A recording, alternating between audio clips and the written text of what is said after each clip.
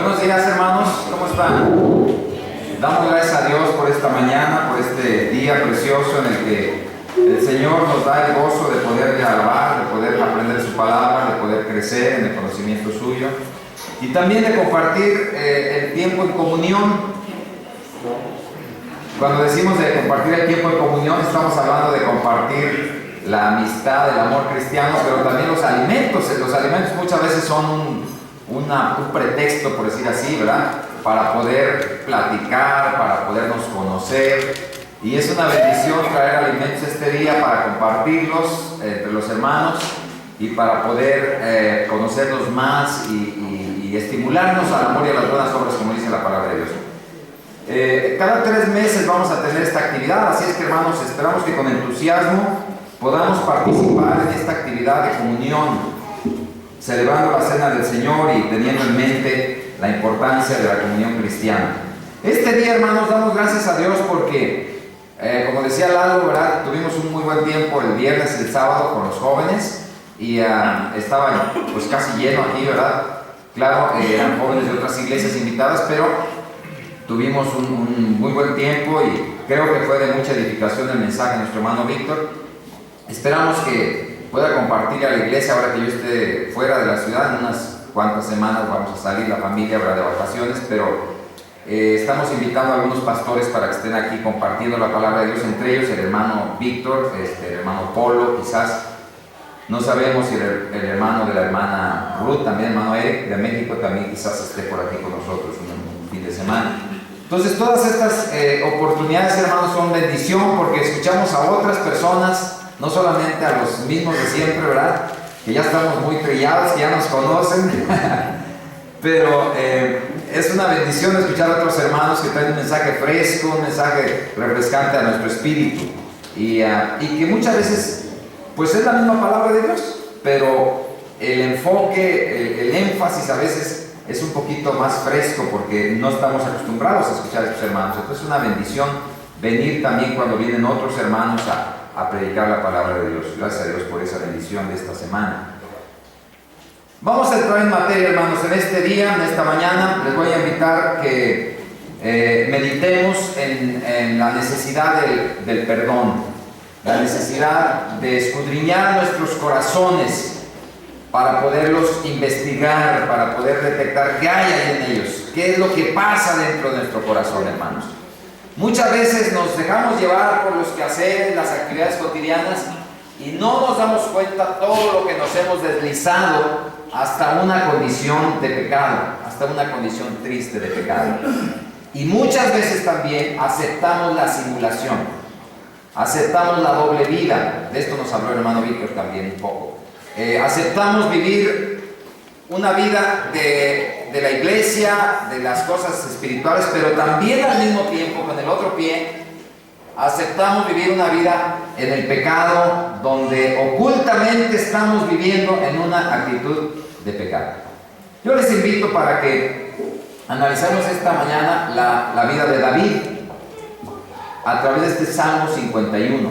El Salmo 51 es un salmo que escribió David después de su pecado, de su gran pecado de adulterio. Ustedes recuerdan con Betsabé, una mujer que estaba bañándose en la azotea de su casa, la vio el rey cuando se había quedado, que no salió a la batalla como los demás reyes habían salido a la batalla, sino que él se queda ahí y pone su mirada hacia las azoteas, hacia los techos de las casas, y una mujer ahí hermosa que estaba bañándose de manera descuidada e imprudente en el techo de su casa, y sin embargo él la manda tomar y adultera con esta mujer.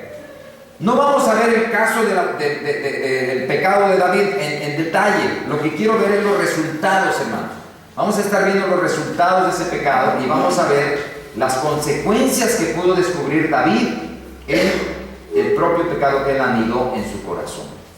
Primeramente quiero decirles, hermanos, que David ilustra la vida de un hombre que llegó a extremos muy grandes. David fue un hombre conforme al corazón de Dios. Era un hombre que tenía un gran sentido de adoración hacia el Señor. Saben ustedes que los salmos, la gran mayoría de los salmos del libro de Salmos, fueron escritos por el rey David. Casi todos los salmos fueron escritos por el rey David.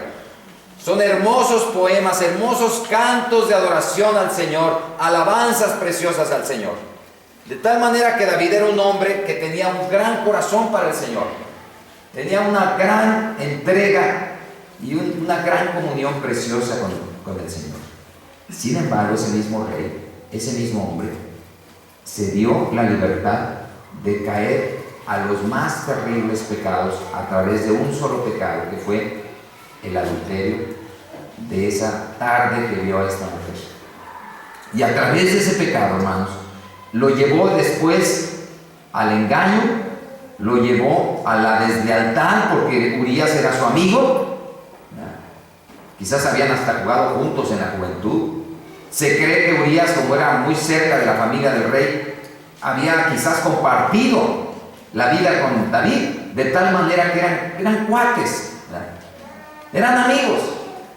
Y este amigo recibió la traición del rey cuando el rey lo embriagó y lo puso en condición que no se enterara de lo que había sucedido con su esposa.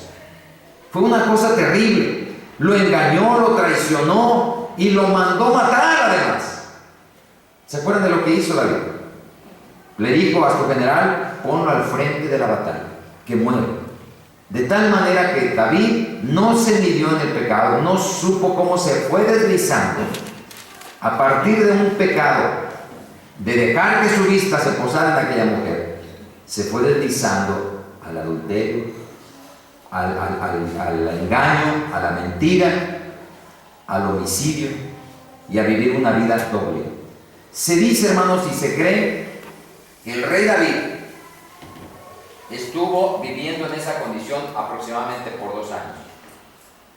2 años de un silencio terrible, de una tensión terrible que tenía David en su vida. ¿Por qué? Porque él sabía que había vivido una vida, que estaba en una vida de pecado y que había caído en una condición terrible en su vida. También podemos ver ahí, hermanos, que dice la Biblia, cuando narra la historia del pecado de David, dice la Biblia que pasó un tiempo en el que David sabía perfectamente que había pecado, pero cayó y no se hablaba del asunto. Había una tensa conciencia del pecado de David, una tensa realidad del pecado de David. También podemos entender, hermanos, que afortunadamente no todos los hombres de Dios cayeron en terribles pecados como David, un hombre de extremos. David era un hombre que alababa al Señor con todo su corazón y hasta danzaba delante de la presencia de Dios, pero cayó en un terrible pecado y fue condenado por el pueblo, y fue murmurado por el pueblo, y fue una cuestión terrible que sucedió alrededor de la vida de David. Sin embargo, no todos los hombres de la Biblia tuvieron estas experiencias. No podemos escudarnos en la vida de David.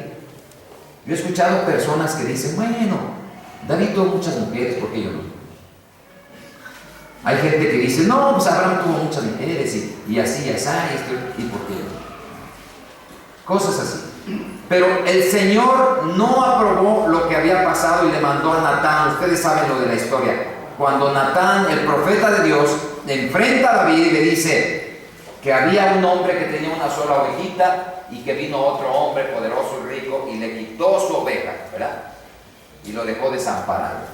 De esa manera hizo David con Urías, y Natán le dijo: tú eres ese hombre, David, este hombre que despreció al que tenía la única cordera, habiendo tenido muchas y siendo poderoso el rey. Tenemos las vidas ejemplares, por ejemplo, de Samuel. Tenemos la vida ejemplar de Job, la vida ejemplar de Daniel, un hombre que abría sus ventanas viendo a Jerusalén y 3 veces al día adoraba al Señor. Tenemos vidas ejemplares como la de Esther, por ejemplo, una mujer que también tuvo el valor de enfrentarse al rey, a su esposo, y pedirle liberación para su pueblo Israel cuando iba a ser condenado a muerte, ¿verdad? Tenemos muchos ejemplos de hombres y mujeres que fueron fieles al Señor. No todos llegaron a los extremos de David.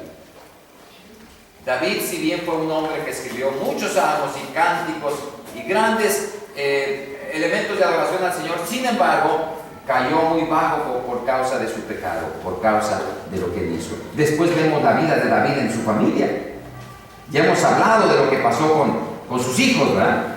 Una cosa terrible el ejemplo de David en relación con su familia. Se opusieron al padre, le presentaron batalla al mismo rey David y fue una cosa catastrófica la familia del rey David. Todo esto lo observamos, hermanos, como una ilustración de lo que pasa cuando nosotros no realizamos el pecado y queremos andar ocultando nuestro pecado. Es una cosa terrible, hermanos. Muchos de nosotros somos tentados a vivir una vida doble y a esconder, ocultando nuestros pecados. Que nadie se entere de nuestros pecados. ¿Se acuerdan de Adán y Eva cuando Dios supo que habían pecado? ¿Qué hicieron Adán y Eva? Fueron y se ocultaron atrás de los árboles, de las piedras, andaban ahí escondidillas. No querían que Dios los viera. Y es lo que hacemos nosotros, lejos de enfrentar nuestro pecado, de entender nuestra realidad, nos vamos y nos ocultamos atrás donde no nos vean. No queremos que se descubra nuestro pecado, nuestra maldad. Pero nunca el hombre tuvo paz y satisfacción en su corazón ocultando su pecado. Nunca, nunca, nunca. La Biblia dice: el que encubre sus pecados no prosperará, mas el que los confiesa y se aparta alcanzará la misericordia del Señor. Ahí tenemos entonces la vida de David, un hombre que trató de ocultar su pecado y que 2 años vivió una terrible angustia. Imagínense una luna de miel de 2 años en terrible angustia.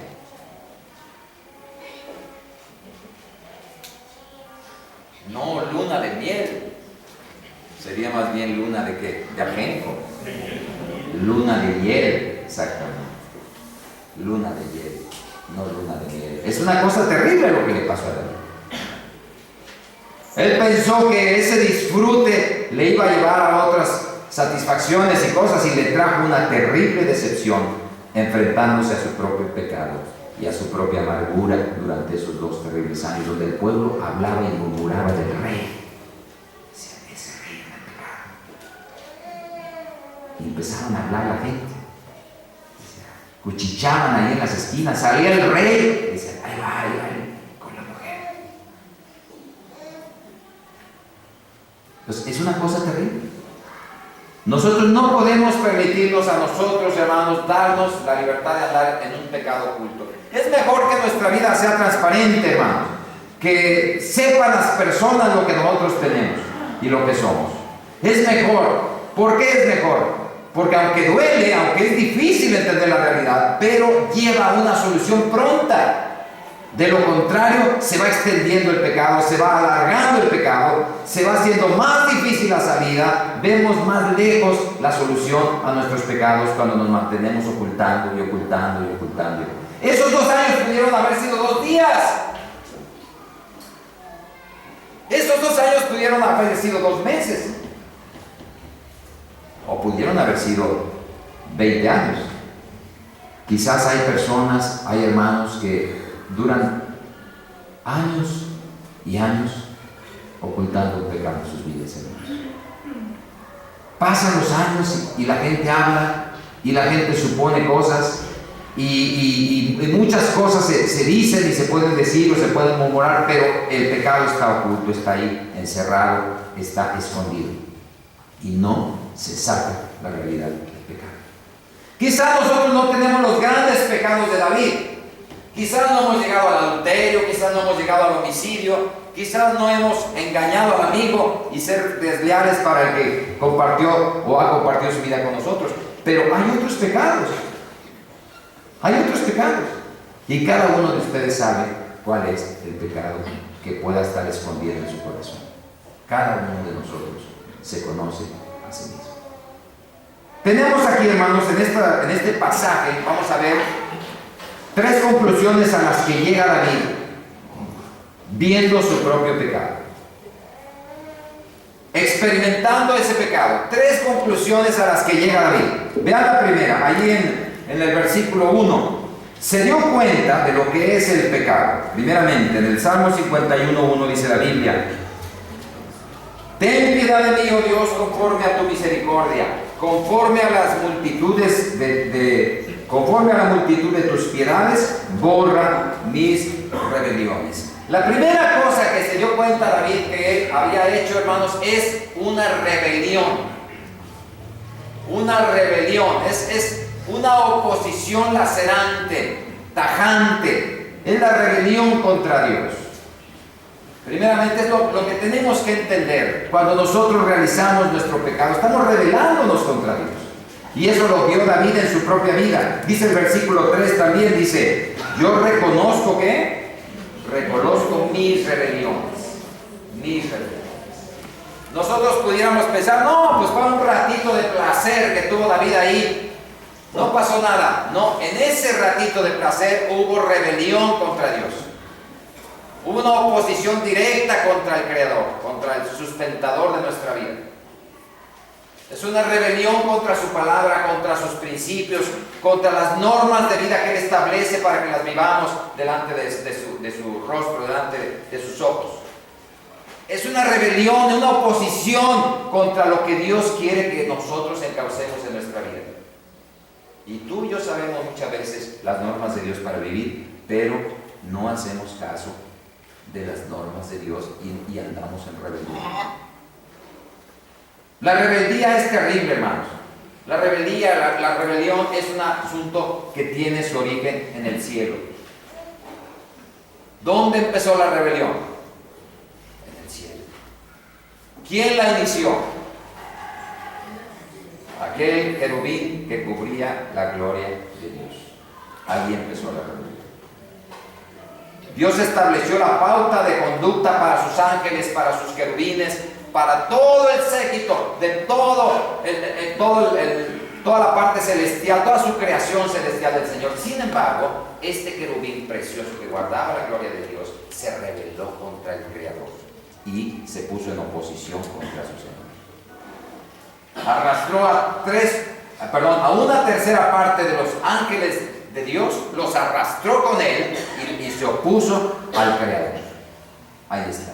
La primera cosa que tenemos que darnos cuenta cuando guardamos un pecado oculto es que estamos en rebelión, estamos en rebeldía. No precisamente contra el hermano, contra la iglesia, hermanos, directamente contra el Señor. Esa es la cosa que tenemos que entender. Ahí está David dándose cuenta de su pecado, entendiendo la magnitud de su pecado.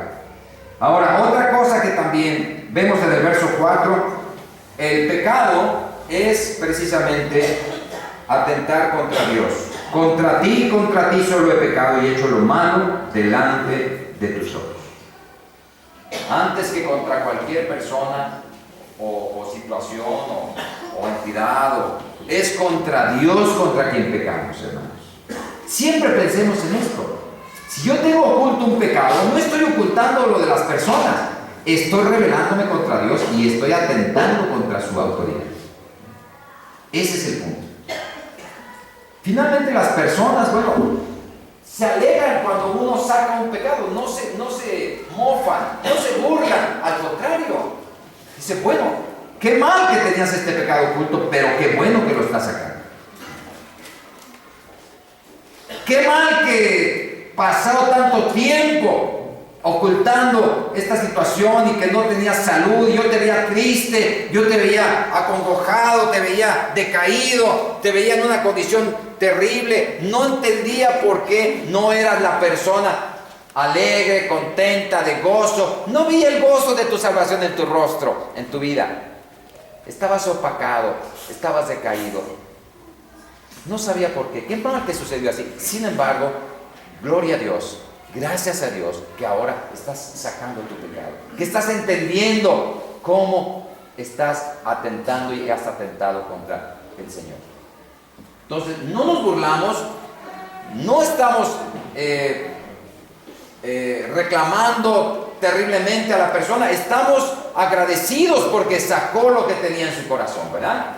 Entonces, si es un hijo, si es la esposa, si es el esposo, si es un hermano de la iglesia, nosotros, hermanos, estamos para apoyar y alentar y animar a aquellos que, ocultando su pecado, tienen el valor de sacar delante de Dios su pecado. Y yo doy gracias a Dios porque aquí en la iglesia, aún en la iglesia, en la familia, y ha habido oportunidades de perdón, de arrepentimiento. Y es parte de la vida cristiana, esta experiencia. La experiencia del perdón y del arrepentimiento es parte normal, natural de nuestro andar en la vida cristiana, hermanos. No es algo que debamos sacarle la vuelta. Debemos sacarle la vuelta a ocultar el pecado, a guardar el pecado, a vivir una vida doble, a dar una apariencia de que todo está muy bien, de que todo está muy bonito, cuando realmente por dentro nos andamos consumiendo. A eso sí tenemos que sacarle la vuelta. A eso sí tenemos que tenerle miedo. Pero sacar el pecado, confesar el pecado, no es algo que tenemos que tener. Es algo que tenemos que alentar y buscar en nosotros mismos. Tenemos ahí, hermanos, entonces, que como David, nosotros necesitamos entender lo que es el pecado. El pecado es una rebelión, y es una rebelión contra el mismo Señor. Ese es el pecado.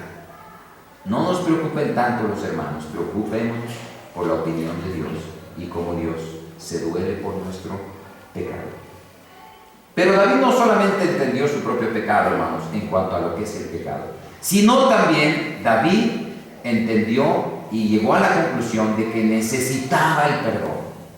Necesitaba urgentemente el perdón. Vean por favor en el versículo 9. Dice el verso 9, ahí la palabra de Dios: esconde tu rostro de mis pecados y borra mis maldades. Él necesitaba que esa mancha en su vida fuera limpiada, fuera borrada. Que fuera limpiada y borrada esa mancha en su vida, hermanos. Nosotros utilizamos una goma, a veces de migajón, a veces utilizamos unas gomas que decimos, no, esta mancha, esta no nos gusta porque esta goma mancha, es una goma corriente. Y queremos unas gomas especiales que puedan borrar muy bien, que puedan limpiar muy bien, que no dejen ningún rastro de lo que está. Entonces David se dio cuenta que necesitaba su pecado ser borrado, ser quitado de su vida. También usa la expresión en el versículo 2, lávame más y más de mi maldad y límpiame de mi pecado. Tenía que ser lavado su pecado, limpiado su pecado, quitado de su vida. También en el versículo 8 dice la palabra de Dios, en el 7, vean por favor el 7, purifícame con hisopo y seré limpio. Qué interesante, hermanos, que usa ese elemento, ¿verdad?, como una representación de lo que era la limpieza. Un pequeño arbusto que se usaba para la limpieza, el hisopo. Un pequeño arbolito, ¿verdad?, de que sacaba una sustancia que se usaba para limpiar. Hoy en día hay muchas cosas que se usan para limpiar. Por ejemplo, recuerdo cuando hay una olla llena de no sé, está llena de cochambre, no sé, de algo, se usan diferentes polvos, ¿verdad?, que la Jax, que la piedra pómex, que esto y que el otro, que ácidos y esto y el otro, ¿verdad? Buscamos formas de limpiar aquello. Queremos que esté limpio, que esté presentable, que esté preparado. Y así nuestro ser interno se mancha con el pecado y está putrefacto, no está listo para usarse para el servicio de Dios. No puede ser usado bien para el servicio de Dios. David quería ser limpio, quería ser purificado, quería ser limpiado. Y el hisopo lo está mencionando ahí como un elemento de limpieza. También en el versículo 8, bueno, dice el 7 al final, lávame y seré más blanco que la nieve. Hazme oír gozo y alegría y se recrearán los huesos que has abatido. Fíjense, cómo ahí la sanidad. También eso es importante, hermanos. Miren, yo creo que hay más o menos dos cosas que nos afectan en la salud. Aparte de la tendencia normal a envejecer, que todos tenemos. Digo, tenemos una tendencia normal al envejecimiento donde nuestra piel, donde nuestros órganos se van envejeciendo, ya no trabajan igual, ya no funcionan igual, ya no somos los mismos que hace 20 años o 10 o 15 años. Sin embargo, hay dos cosas que afectan mucho a nuestra salud y especialmente a nuestros huesos. Habla de los huesos ahí, si ustedes se fijan. Se recrearán mis huesos tendrán nuevo vigor, tendrán nuevas fuerzas. El pecado afecta nuestra salud interior, hermanos. Y hay otra cosa que también afecta nuestra salud interior, si lo han visto en sus propias experiencias. El pecado de nuestros seres queridos afecta nuestra salud. ¿Sí o no? Cuando decimos, no, pues que oímos en la televisión, en la radio una noticia, no, pues fulano de tal cayó en un terrible homicidio, hay personas que están cayendo en robo, en hurto, en secuestro y en muchos males. Si vos lo hizo fulano de tal, bueno, esta persona no la conozco, no sé quién es, no me interesa lo que haya hecho. Hasta cierto punto ni nos va ni nos viene que fulano o sutano que no conocemos hayan hecho tal o cual cosa. Pero cuando lo hace un familiar nuestro, un ser querido de nuestra propia casa, ¿qué pasa, hermano? Nos come los huesos, nos afecta nuestra salud. Y es terrible. Se cree, y no me lo crean a mí, bueno, hay médicos que lo respaldan con estudios y esto y el otro, que muchos de los problemas de cáncer, por ejemplo, ¿verdad?, son resultado de impactos de noticias terribles que les llegan a las personas y que causaron un grave impacto en sus propias vidas y les llevaron a un cáncer fulminante, a una situación terrible dentro del interior de sus propios corazones y vidas. De manera que la salud de nuestros cuerpos está relacionada a el pecado de las personas que queremos o a nuestro propio pecado. En esos 2 años seguramente David envejeció. Todos envejecemos, pero es diferente cuando envejecemos aceleradamente. Se dice, por ejemplo, de las personas, y hay dichos, ¿no? Que no, ese muchacho le sacó las canas a su mamá. ¿Sí o no? ¿Por qué? No sé si cada uno de nosotros aquí tenemos alguno que nos haya sacado las canas. Yo ya tengo algunas, bastantes. Ah, hermano, usted tiene la cabeza blanca. Bueno, digo, si veo aquí a los mayores de 30 o de 40, muchos estamos canosos y algunos tenemos hijos que nos sacan las canas. Bueno, no solo las canas, hermanos, pero los huesos, los órganos internos, nos afecta nuestra salud. A veces pasamos tiempo sin dormir, a veces estamos ahí pensando, dándole vueltas, ¿a qué horas llega el hijo? ¿Dónde andará? ¿Qué andará haciendo? Estamos preocupados por nuestros seres queridos, ¿sí o no? Entonces, el pecado de nuestros seres queridos nos afecta nuestra salud, pero también nuestros propios pecados ocultos nos afectan nuestra salud. Nos están minando del interior, nos están envejeciendo prematuramente, estamos aceleradamente yendo al sepulcro por causa de nuestras culpas, por causa de nuestros pecados.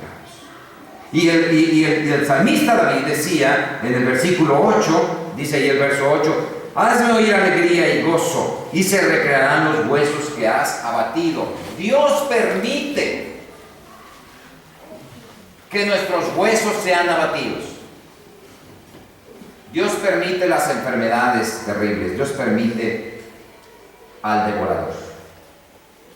Dios permite las plagas en medio de su pueblo.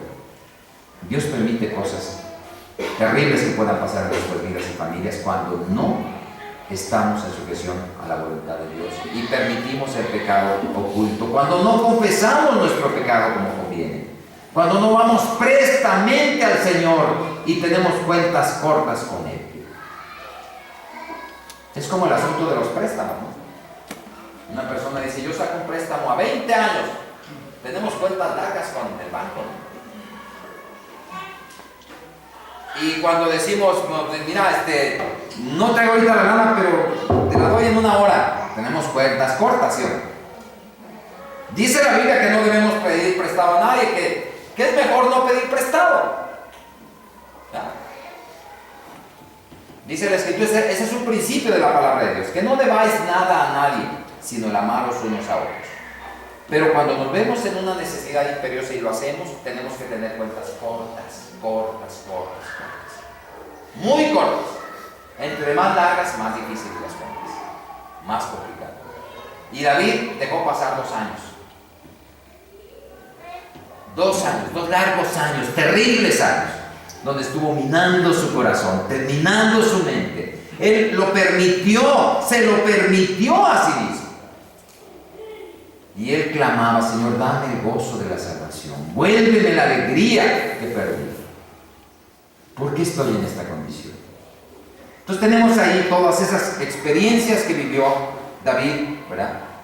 De una manera terrible, de una manera muy triste para su propia vida. Pero además, hermanos, no solamente se dio cuenta de lo que es el pecado contra Dios, no solamente se dio cuenta de su necesidad del perdón y de un arrepentimiento genuino y verdadero, sino que además, hermanos, también David se dio cuenta que había una sola fuente de perdón y de bendición.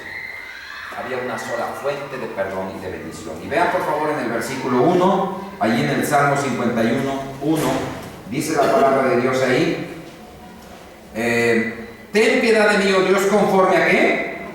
Conforme a tu misericordia. Hermanos, ¿de dónde vamos a obtener el perdón? De la misericordia de Dios, de la piedad de Dios. No hay otra fuente de perdón sino la misericordia de Dios, basada en la obra de nuestro Señor Jesucristo. El Nuevo Testamento nos expresa claramente, y los del tiempo de David lo hacían a través del sacrificio de corderitos, ¿se acuerdan?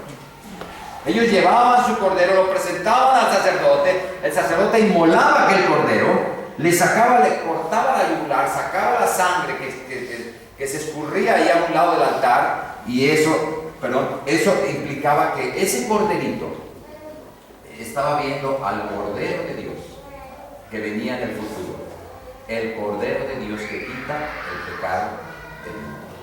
Y cuando Juan el Bautista, junto con los discípulos, ve a Jesús, se los presenta y les dice: he aquí el Cordero de Dios que quita el pecado del mundo. Ahí Juan el Bautista presentando al verdadero Cordero, al que tipifica todo el Antiguo Testamento, aquellos sacrificios de animalitos, de corderitos, de palomas, de esto, de los de cabritos, de macho cabrillo, todos esos animales del Antiguo Testamento, ¿verdad?, que fueron inmolados, fueron muertos ahí junto al altar para ofrecerlos en sacrificio. Ellos estaban viendo hacia adelante al Cordero que iba a venir un día a morir en la cruz por nuestros pecados. Ahí está la obra de Cristo. La piedad de Dios, la misericordia de Dios, la única fuente de perdón para nuestras vidas, hermanos. No hay otro lugar a donde ir.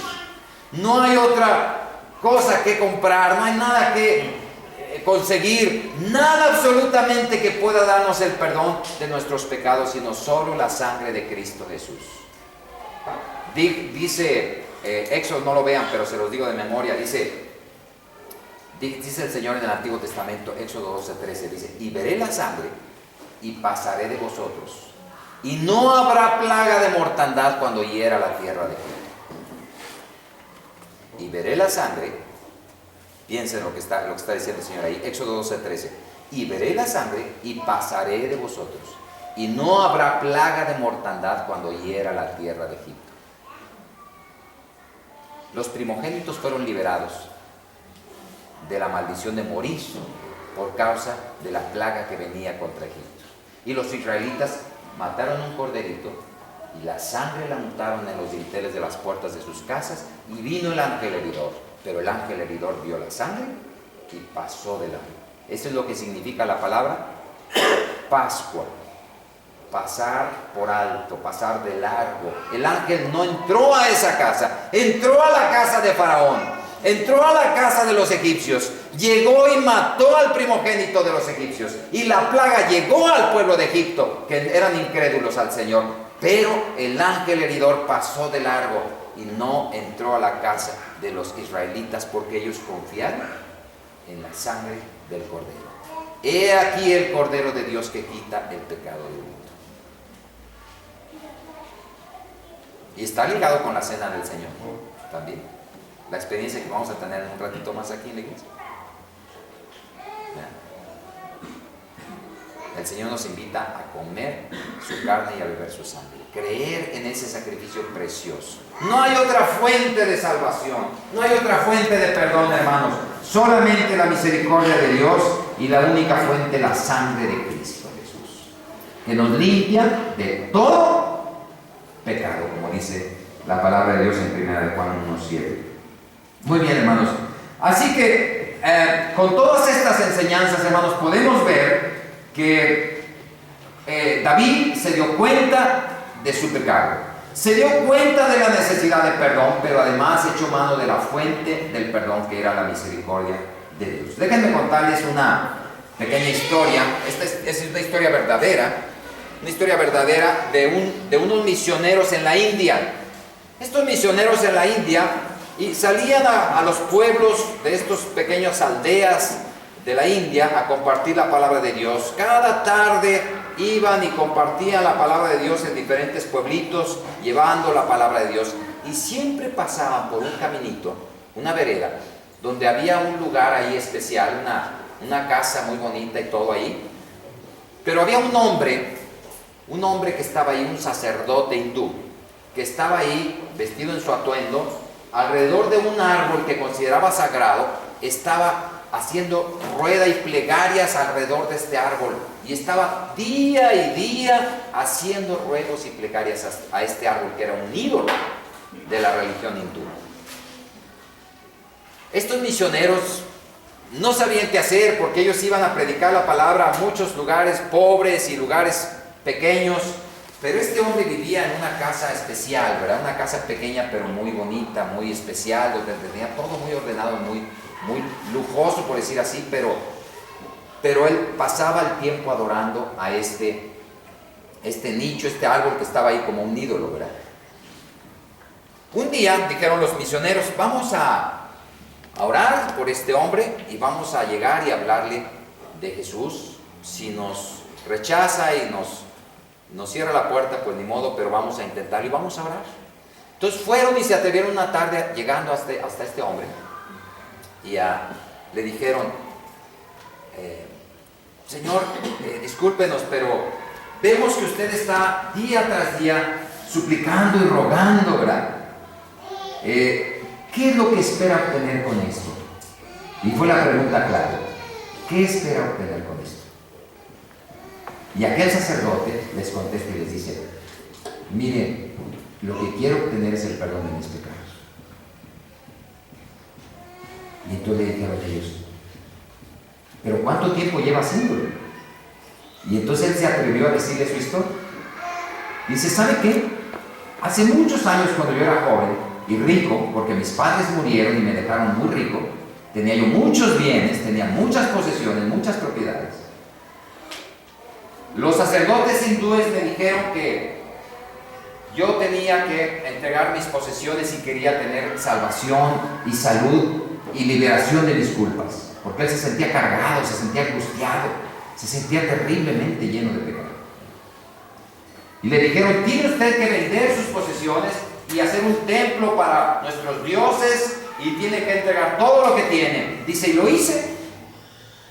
Me quedé con esta pequeña casita, dice, pero todo lo entregué, levanté todo con mis propiedades, con mis posesiones, y lo entregué todo para la religión hindú.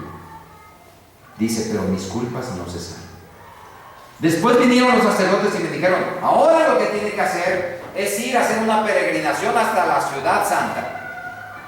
Y tiene que irse descalzo y tiene que llegar hasta allá y hacer esta peregrinación. Cuando termine la peregrinación se va a liberar usted de todos sus pecados y se va a liberar de la culpa que tiene.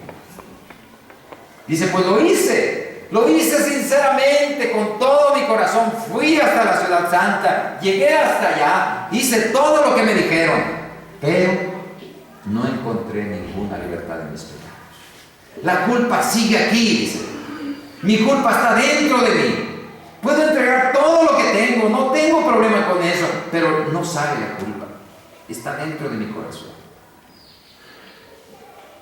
Después le dijeron: lo que tiene que hacer ahora es bañarse en el río Ganges durante 2 años, baños cada tarde durante 2 años en el río Ganges, en el río sagrado de la India. Y ya cuando lo hagan, sus culpas se van a ir. Pues hice todo lo que me dijeron, dice, ya pasaron los 2 años, ya entregué todo lo que tenía, ya hice todo lo que me pidieron, dice, y mis culpas siguen dentro de mi corazón. No encuentro salud, no encuentro liberación. Y ahí estaba este hombre, este sacerdote, pugnando por sus culpas y sus pecados. estos misioneros, cuando oyeron esta historia tan terrible, le abrieron la palabra de Dios. Le dijeron, no tiene por qué estar sufriendo más. Jesucristo vino en la cruz y pagó por sus pecados. Él le puede liberar de sus culpas y le puede dar total libertad, total salvación. Entréguese a Jesús. Abra su corazón a Jesús. Entregue sus culpas a Él. Confiésele su pecado y Él se lo va a perdonar. Y le estuvieron leyendo la palabra de Dios y este hombre se entregó a Cristo de una manera muy especial, ¿verdad? Con mucha pasión, mucha sinceridad, como lo había hecho con todas sus prácticas religiosas anteriores. Pero ahora la diferencia era a quién se estaba entregando, de qué forma se estaba entregando al Señor Jesús. Y ahí vemos cómo el Señor, el Espíritu Santo, trabajando en una persona que estaba lejos de Dios, la trae hasta los pies de Cristo para que la persona se entregue a Cristo. Vemos esta realidad, hermanos, cómo tan grande la obra de Dios en las vidas de las personas. Quizás nosotros, hermanos, queremos ser limpios en un lugar equivocado. Quizás queremos ser limpios en una condición diferente, no como dice la palabra de Dios. Quizás nos estamos comparando con otras personas que son peores que nosotros. Quizás decimos, yo no he matado a nadie, yo no he hecho esos grandes pecados que hizo David. Y nos estamos justificando, pero sabemos que dentro de nosotros hay pecado en nuestros corazones. Y Dios no nos puede bendecir. Dios no nos puede prosperar. Dios no nos puede dar gozo y alegría de una comunión preciosa con Él. Porque estamos ocultando el pecado. Estamos llevando dentro de nosotros una carga que no debemos llevar, que debemos entregar delante del Señor a sus pies. Meditemos en esto, hermanos. Pensemos dentro de nosotros mismos dónde está nuestra carga, dónde está ese costal que cargamos y qué estamos haciendo con él. Tenemos que liberarnos de él, tenemos que entregarlo al Señor. Venid a mí todos los que estáis trabajados y cargados y yo os haré descansar. Llevad mi yugo sobre vosotros y aprended de mí que soy manso y humilde de corazón, porque ligera es mi carga, dijo el Señor. De tal manera, hermanos, que nosotros tenemos que confiar en el Señor. Nosotros, dice ahí en el 51:8, con este terminamos, en el capítulo 51, verso 8. En el 6, perdón. Dice aquí, tú amas la verdad en lo íntimo y en lo secreto me has hecho comprender sabiduría. Nosotros tenemos que escudriñar nuestros corazones y revelar la verdad en lo íntimo. No tienes que decir aquí, hermanos, estoy en pecado. No tienes que pararte y decirlo aquí. Pero tienes que confesarlo en lo íntimo, decirle al Señor, Señor. Ahora hay pecados públicos que necesitan ser confesados públicamente. Hay pecados privados que necesitan ser confesados privadamente. Pero usted sabe qué tipo de pecado es el que tiene en su corazón. Si es un pecado privado, confiéselo en lo íntimo. Y la verdad en lo íntimo va a glorificar a Dios. Si usted no conoce a Cristo, si hay alguien aquí que no ha entregado su vida a Jesucristo, necesita abrirle su corazón a Jesús. La sangre de Cristo Jesús nos limpia de todo pecado. Pónganse en pie, por favor, hermanos, vamos a orar.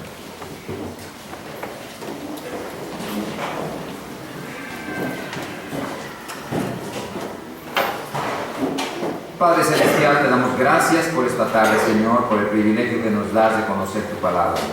Damos gracias por la vida de David, este hombre que, habiéndote conocido y habiéndote adorado y glorificado, como lo hizo, cayó a los más terribles pecados, Señor, por causa de un descuido, por causa de confiarse en sí mismo, por causa del orgullo quizás, por causa de la búsqueda del placer como un fin en sí mismo, como una necesidad imperiosa y urgente que él consideró tener.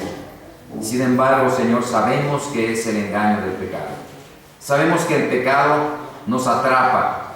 El pecado es como el vicio. El pecado es algo lacerante que nos mantiene en una condición de pobreza espiritual. Señor Jesucristo, te doy gracias por haber muerto en la cruz por mis pecados. Te damos gracias por haber derramado la sangre que derramaste en favor nuestro, como lo hiciste por nosotros, Padre. Te ruego, Señor, Dios Todopoderoso, que si en esta hora hay alguna persona que está en necesidad de confesar su pecado, Padre, tú conoces los corazones. Te ruego, Padre, que tú toques su corazón, que tu Espíritu Santo le revele su pecado y que pueda venir arrepentido delante de ti, Señor. Así como estamos, hermanos, si hay alguna persona que confiesa su necesidad de salvación para conocer a Cristo o de arrepentimiento de su pecado porque ha pecado delante de Dios y quizá ha estado ocultando ese pecado delante del Padre, le ruego que levante su mano en señal de esa necesidad para orar. Nadie está viendo, solamente estamos pidiendo. Dios ve la mano, pero ve más el corazón. Si alguien tiene esa necesidad, levante su mano y vamos a orar, vamos a pedir. Dios le bendiga. Dios le bendiga, hermana, Dios le bendiga. Dios le bendiga, hermano, gracias a Dios. Dios les bendiga. Dios conoce su necesidad, hermanos. Dios sabe cuáles son sus necesidades. Y Él ve lo más profundo de nuestro corazón. Padre Celestial, te doy gracias por mis hermanos. Doy gracias por la sinceridad de sus corazones, que así como David se dio cuenta de su pecado, así como él entendió la magnitud de su necesidad, Padre, tú ves nuestra grande necesidad en nuestros corazones y también nos invitas para que la confesemos delante de ti. Te ruego, Padre, por cada uno de mis hermanos que levantaron su mano para que tú arregles su corazón en lo íntimo, para que tú permitas, Señor, que haya limpieza, que haya purificación, que haya completa sanidad en estas vidas, Señor. Te ruego en el nombre de Cristo, Padre, que tú hagas la obra de perdón y de arrepentimiento y que antes de participar en la cena del Señor esta tarde podamos entender, Señor, que no podemos, Señor, estar en tu presencia manteniendo oculto un pecado, manteniendo sin confesar una cosa que nos estorba, una condición que nos hace daño. Padre, te rogamos que nos perdones, nos arrepentimos delante de ti y clamamos la sangre de Cristo que limpia todo pecado, Señor.